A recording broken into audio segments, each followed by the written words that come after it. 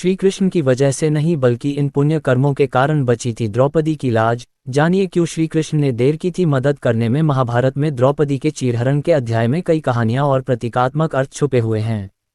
जैसे कि चीरहरण के समय श्री कृष्ण इतनी देर से क्यों आए, द्रौपदी की साड़ी से जुड़ा कौन सा कर्ज श्री कृष्ण पर था और द्रौपदी की साड़ी इतनी लंबी कैसे हो गई। ऐसे कई सवाल हैं जिनका जवाब कई किस्से और मर्म लिए हुए हैं। तो चलिए समझते हैं इसे। महाभारत की कहानी में द्रौपदी का चीरहरण एक ऐसा अध्याय है जो बेहद आलोचनात्मक है, लेकिन उसमें भगवान श्री कृष्ण और द्रौपदी को लेकर एक ऐसा दृष्टिकोण भी दिया गया है जो एक भगवान और भक्त के अनोखे रिश्ते को भी बयान करता है। महाभारत अनेक अद्भुत और रोमांचक घटनाओं का संग्रह है। इनमें से एक ऐसी घटना है जिसने द्रौपदी की साड़ी को अनंत बना दिया। लेकिन उससे पहले जानते हैं कि श्री कृष्ण और द्रौपदी से जुड़ी यह घटना एक भगवान और भक्त के रिश्ते को कैसे दिखलाती है। जब युधिष्ठिर द्रौपदी को दांव में हार गए और दुशासन द्रौपदी को बालों से पकड़कर घसीटते हुए लाकर सभा में उसका अपमान कर रहा था, तो द्रौपदी ने सभा में बैठे सभी बड़े बुजुर्गों से मदद की गुहार लगाई। लेकिन भीष्म पितामह, द्रोणाचार्य और विदुर जैसे न्यायकर्ता और महान लोग भी अन्याय होते देख भी मुंह झुकाए बैठे रह गए। जब दुशासन ने द्रौपदी की साड़ी को खींचना शुरू किया तो द्रौपदी ने अपनी पूरी ताकत झोंक दी अपनी लाज बचाने के लिए। लेकिन जब वह सफल नहीं रही तो उसने श्री कृष्ण को पुकारना शुरू किया। वह पूरे विश्वास और आत्मसमर्पण के साथ श्री कृष्ण को गुहार लगाती रही और उसे यकीन था कि श्री कृष्ण अवश्य आएंगे। जब द्रौपदी ने अपनी आखिरी आशा के साथ भगवान कृष्ण की शरण ली तो भगवान कृष्ण ने द्रौपदी की प्रार्थना का उत्तर दिया और उसकी साड़ी को अनंत बना दिया। दुशासन द्रौपदी की साड़ी खींचता गया लेकिन साड़ी खत्म होने का नाम ही नहीं ले रहे थी। अंततः दुशासन थककर बेहोश हो गया। द्रौपदी की चीरहरण की घटना का मूल मर्म। ये घटना भले एक चमत्कार की कहानी लगती हो, लेकिन ये हमें इस बात का एहसास दिलाती है कि एक सच्चे भक्त और भगवान का रिश्ता कितना अनोखा होता है। जब कोई व्यक्ति निराशा में हो और सब कुछ खो दे, तब भी ईश्वर की कृपा से उसे आशा मिल सकती है। द्रौपदी की साड़ी की कहानी इस बात को दर्शाती है कि पूरे विश्वास और आत्मसमर्पण के साथ ईश्वर की शरण में जाने वाले व्यक्ति की रक्षा हमेशा होती है। श्री कृष्ण लाज बचाने तब तक नहीं आए जब तक द्रौपदी ने पूरी आस्था के साथ श्री कृष्ण को खुद को सौंप नहीं दिया और यह सोचना शुरू नहीं किया कि अब जो कुछ भी है प्रभु तुम्हारे हाथ में है। द्रौपदी के 2 पुण्य कर्म का परिणाम थी उसकी अनंत रूप से लंबी साड़ी। अगर पौराणिक कथा की बात करें तो कहते हैं कि श्री कृष्ण द्वारा द्रौपदी की लाज बचाने के पीछे 2 कारण थे। श्री कृष्ण ने द्रौपदी को जान पहचान होने के कारण कोई लाभ नहीं दिया था, बल्कि द्रौपदी को उसके ही 2 पुण्य कार्यों के फलस्वरूप ये मदद की थी कि उसकी साड़ी अनंत जितनी लंबी हो गई थी। पहला पुण्य कर्म ये था कि एक बार द्रौपदी गंगा में स्नान कर रही थी। उसी समय एक साधु वहां स्नान करने आया। स्नान करते समय साधु की लंगोट पानी में बह गई। वह इस अवस्था में कहीं भी नहीं जा सकता था, इसलिए वह एक झाड़ी के पीछे छिप गया। द्रौपदी ने जब साधु के इस तरह झाड़ी में छिपने का कारण जाना तो उसने अपनी साड़ी से लंगोट के बराबर कोना फाड़कर उस साधु को दे दिया, जिससे उसने प्रसन्न होकर द्रौपदी को आशीर्वाद दिया। दूसरी कथा के अनुसार जब श्री कृष्ण ने सुदर्शन चक्र से शिशुपाल का वध किया तो सुदर्शन चक्र से उनकी अंगुली कट गई और रक्त बहने लगा। ये देखकर द्रौपदी ने अपनी साड़ी फाड़कर श्री कृष्ण की अंगुली पर बांधी थी। श्री कृष्ण पर यह एक कर्ज के समान था और उन्होंने इसके लिए द्रौपदी से यह कहा था कि एक दिन अवश्य तुम्हारी साड़ी की कीमत अदा करूंगा। इन्हीं कर्मों का परिणाम था द्रौपदी की अनंत रूप से लंबी साड़ी। द्रौपदी चीरहरण। कृष्ण ने द्रौपदी के पुकारने का इंतजार क्यों किया? महाभारत में द्यूतक्रीड़ा के समय युधिष्ठिर ने द्रौपदी को दांव पर लगा दिया और दुर्योधन की ओर से मामा शकुनी ने द्रौपदी को जीत लिया। उस समय दुशासन द्रौपदी को बालों से पकड़कर घसीटते हुए सभा में ले आया। जब वहां द्रौपदी का अपमान हो रहा था तब भीष्म पितामह, द्रोणाचार्य और विदुर जैसे न्यायकर्ता और महान लोग भी बैठे थे, लेकिन वहां मौजूद सभी बड़े दिग्गज मुंह झुकाए बैठे रह गए। द्रौपदी को घसीट कर लाया जा रहा था, तब तक भी द्रौपदी को ये भान नहीं था कि मेरा चीरहरण होने वाला है। जब दुशासन से भारी सभा में द्रौपदी की साड़ी उतारने के लिए कहा गया तब द्रौपदी को इस बात का एहसास हुआ कि संकट बड़ा है। उस वक्त उनने अपने सबसे प्रिय सखा भगवान श्री कृष्ण का नाम पुकारा। हरि हरि अभयम कृष्णा अभयम। उद्धव गीता या उद्धव भागवत में श्री कृष्ण के सखा उद्धव उनसे इस संबंध में कई सवाल करते हैं। आओ जानते हैं श्री कृष्ण उद्धव संवाद को। उद्धव कहते हैं, हे कृष्ण, आप पांडवों के आत्मीय प्रिय मित्र थे।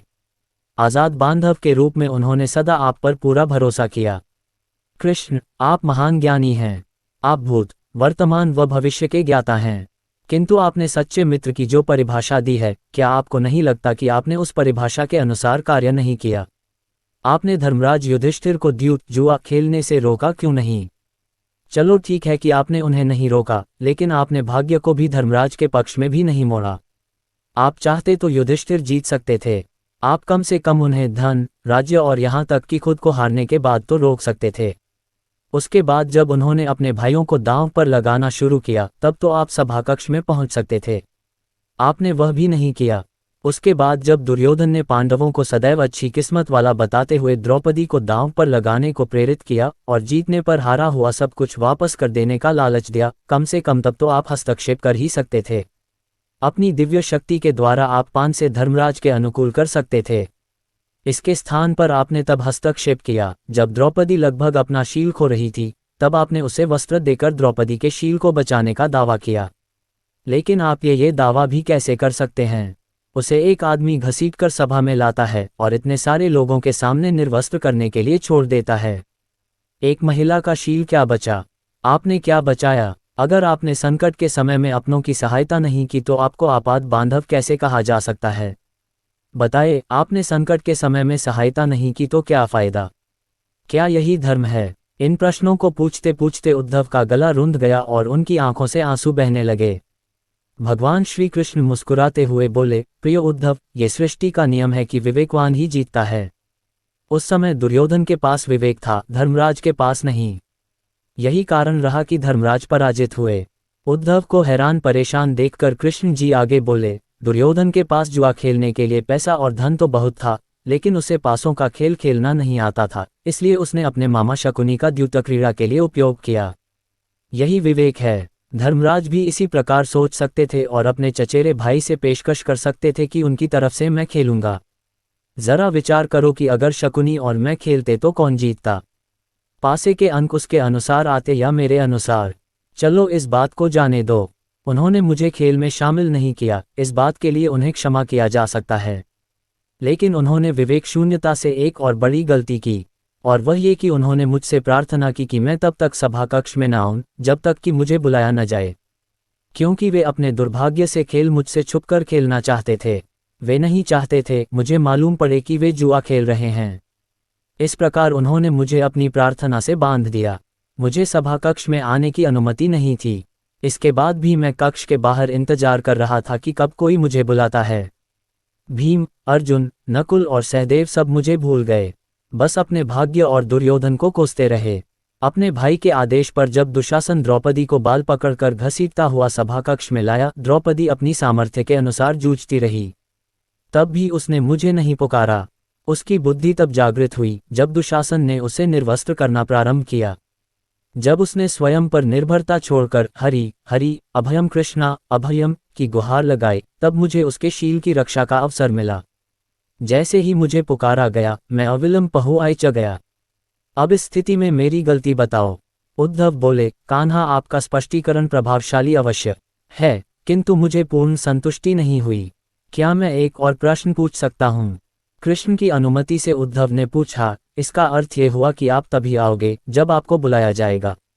क्या संकट से घिरे अपने भक्त की मदद करने आप स्वतः नहीं आओगे? कृष्ण जी मुस्कुराए। उद्धव, इस सृष्टि में हरेक का जीवन उसके स्वयं के कर्मफल के आधार पर संचालित होता है। न तो मैं इसे चलाता हूँ और न ही इसमें कोई हस्तक्षेप करता हूँ, मैं केवल एक साक्षी हूँ। मैं सदैव तुम्हारे नज़दीक रहकर जो हो रहा है उसे देखता हूँ। यही ईश्वर का धर्म है। उलाहना देते हुए उद्धव ने पूछा, वाह वाह, बहुत अच्छा कृष्ण, तो इसका अर्थ ये हुआ कि आप हमारे समीप खड़े रहकर हमारे सभी दुष्कर्मों का निरीक्षण करते रहेंगे। हम पाप पर पाप करते रहेंगे और आप हमें साक्षी बनकर देखते रहेंगे। आप क्या चाहते हैं कि हम भूल करते रहें, पाप की गठरी बांधते रहें और उसका फल भुगतते रहें? तब कृष्ण जी बोले, उद्धव, तुम शब्दों के गहरे अर्थ को समझो। जब तुम समझकर अनुभव कर लोगे कि मैं तुम्हारे समीप साक्षी के रूप में हर पल हूं, तो क्या तुम कुछ भी गलत या बुरा कर सकोगे? तुम निश्चित रूप से कुछ भी बुरा नहीं कर सकोगे। जब तुम ये भूल जाते हो और यह समझने लगते हो कि मुझसे छुपकर कुछ भी कर सकते हो, तभी तुम कठिनाइयों में फंसते हो। धर्मराज का अज्ञान ये था कि उसने माना कि वह मेरी जानकारी के बिना जुआ खेल सकता है। अगर उसने ये समझ लिया होता कि मैं प्रत्येक के साथ हर समय साक्षी रूप में उपस्थित हूं, तो क्या खेल का रूप कुछ और नहीं होता। उद्धव मंत्रमुग्ध हो गए और बोले, प्रभु कितना गहरा दर्शन है, कितना महान सत्य। प्रार्थना और पूजा पाठ से ईश्वर को अपनी मदद के लिए बुलाना तो महज हमारी प्रभावना है, किंतु जैसे ही हम यह विश्वास करना शुरू करते हैं कि ईश्वर के बिना पत्ता भी नहीं हिलता, तब हमें साक्षी के रूप में उनकी उपस्थिति महसूस होने लगती है। गड़बड़ तब होती है जब हम इसे भूलकर सांसारिकता में डूब जाते हैं। द्रौपदी चीरहरण प्रसंग। अग्निकुंड से थी वो जन्मी, सुंदरता की मूरत थी। द्रुपद सुता वो ज्ञानमान में, माँ वाणी की सूरत थी। आज भूमि पर गिरी पड़ी वो, आभा से भी हीन हुई। इंद्रप्रस्थ की थी वो रानी, पर वैभव से दीन हुई। श्यामल निर्मल देह सुकोमल, धधक रहा अपमान से। ललना चोटिल थी वो लगती, टूट चुके अभिमान से। मुखमंडल पर क्षोभ घना था, आंखों से बहता निर्झर। केश राशियां काल सर्प सी, बिखर उड़ रही थी फरफर। बैठे थे धृतराष्ट्र पितामह, द्रोणाचार्य भी साथ में। शूरवीर सम्मानित सारे, हाथ मले बस हाथ में। वो रानी थी रजस्वला जो, गिरी खड़ी दरबार में। खींच रहा दुशासन जिनको, पूजित थी संसार में। दृग कपाट थे बंद वहां सब, विदुर छोड़ दरबार गए। वाणी से कौरव अब अपने, मर्यादा के पार गए। कर्ण कहे दुशासन से अब, पांचाली निर्वस्त्र करो। हार चुके पांडव चौसम में, अब इससे मन मोद भरो। देख रही कृष्णा बन कातर, शूरवीर अपने स्वामी। बैठे थे लाचार वहां सब, जगत कहे जिनको नामी। शोकाकुल थे मौन वहां सब, लज्जा से गड़ते जाते। कौन है मेरा कहे द्रौपदी, कब उत्तर वो दे पाते। बीच सभा में खड़ी द्रौपदी, मांग रही सत की भिक्षा। कहती है वो राजसभा से, भूल गए क्या सब शिक्षा। एक वस्त्र में आज यहाँ मैं, दल दल में गिरती जाती। धर्म पुरोधाओं क्या तुमको, लाज तनिक भी है आती। मान तुम्हारा ही क्या जग में, क्या मेरा सम्मान नहीं। दांव लगा बैठे क्यों पांडव, क्या मुझमें अभिमान नहीं। बैठे हैं चुप आप पितामह, कुल की ज्योति मलिन हुई। आज लगा मुझको धरती ये, वीर पुरुष से हीन हुई। वस्त्र पकड़कर खड़ी द्रौपदी, पास खड़ा है दुशासन। दुर्योधन कहता अब लाओ, जंघा पर दे दो आसन। बचा सके अब स्वाभिमान को, नियति से वो उलझ पड़ी। बलशाली कौरव के आगे, क्षमता भरती लड़ी खड़ी। भूल गई वो राजसभा अब, भूल गई वो मर्यादा। उमड़ पड़े दृग्नद से आंसू, पीर बढ़ गई जब ज्यादा। भूल गई वो तन अपना फिर, भूल गई संसार को। याद रहे बस किशन कन्हाई, थे बचपन के प्यार जो। आओ सुनो द्वारिकावासी, बनवारी है गिरधारी। प्रेम रूप गोपी बल्लभ अब, जीवन लगता ये भारी। झेल रही अपमान यहाँ मैं, शक्तिमान है मीत सुनो। हार गए हैं पांडव मुझको, अजब खेल की रीत सुनो। गोविंदा है कृष्ण कन्हाई, आओ बन जीवन दाता। कहाँ छुपे हो ब्रजनंदन, तुम सर्व जगत के हो ज्ञाता। मीत शरण में आन खड़ी मैं, रक्षा मेरी आज करो। लाज बचाने को मधुसूदन, आकर मेरी बाँह धरो। हे कान्हा आओ की रट सुन, कंपित वसुधा डोल रही। करुणा कातर आर्द्र स्वरों में, हवा वहां की बोल रही। बेसुध हो फिर गिरी द्रौपदी, धर्म पताका थी रोती। आज एक नारी पुरुषों में, वैभव अपना थी खोती। दर्पयुक्त मदमस्त दुशासन, वस्त्र खींचता जोर से। कृष्णा की कातर ध्वनियां सब, लोप हुई थी शोर से। कोलाहल से भरी सभा वो, कब समझी थी पीर को। लगा हौंफने खींच खींच वो, द्रुपद सुता की चीर को। भूधर एक विशाल बन गया, 10 गज वस्त्र अपार हुआ। निर्वस्त्र द्रौपदी को करना, कौरव क्षमता के पार हुआ। लिए वास थे कृष्ण कन्हाई, मलिन रजस्वला चीर में। वस्त्र रूप बनकर वो आए, द्रुपद सुता के पीर में। भीषण तम जब घना अंधेरा, तिमिर नाश करने आते। ज्ञान मान मर्यादा गरिमा, संबल बन सब पर छाते। साक्षी बन भगवान कह रहे, मीत सदा अपने होते। विमुख समय में साथी कोई, कभी कहाँ छोड़े रोते। जय बोलो मधुसूदन की सब, जय बोलो गिरधारी की। जब बोलो सब मीत मिताई, जय बोलो बनवारी की। जय उसका जो अजर साथ है, जय भावों के रानी की। जय हो राजा अमर प्रेम के, जय हो प्रीत कहानी की। श्वेता राय। हमें विश्वास है कि हमारे पाठक स्वरचित रचनाएं ही इस कॉलम के तहत प्रकाशित होने के लिए भेजते हैं। हमारे इस सम्मानित पाठक का भी दावा है कि यह रचना स्वरचित है।